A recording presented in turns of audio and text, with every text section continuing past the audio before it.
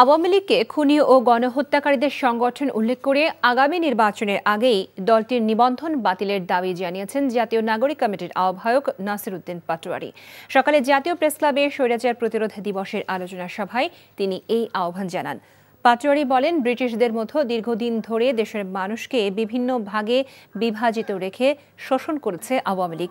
ছাত্র নাগরিকের নতুন রাজনৈতিক দলে আদর্শিক কোনো বিভাজন থাকবে না বলেও জানান তিনি। আলোচনা সভায় বক্তারা বলেন, এক ব্যক্তির স্বৈরশাসন প্রতিষ্ঠার জন্যই ৭২-এর সংবিধান প্রণয়ন করা হয়েছিল।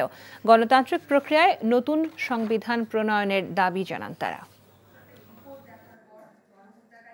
ইলেকশনের পূর্বেই আওয়ামী লীগের নিবন্ধন আমাদেরকে বাতিলের দাবিতে রাজপথে ঐক্যবদ্ধভাবে লড়াইয়ে সামিল হতে হবে। আমরা যদি আওয়ামী লীগকে এই নির্বাচনের আগেই তাদের যদি নিবন্ধন বাতিল করতে বাংলাদেশের মানুষ সচেষ্ট না হয়, তাহলে এই যে আমাদের আপকামিং যে নির্বাচন রয়েছে, জনগণের সামনে গভীর সংকট অপেক্ষা করছে। আমরা মনে করি বাংলাদেশকে একটি সিভিল ওয়ারের দিকে ঠেলে দেওয়া হবে।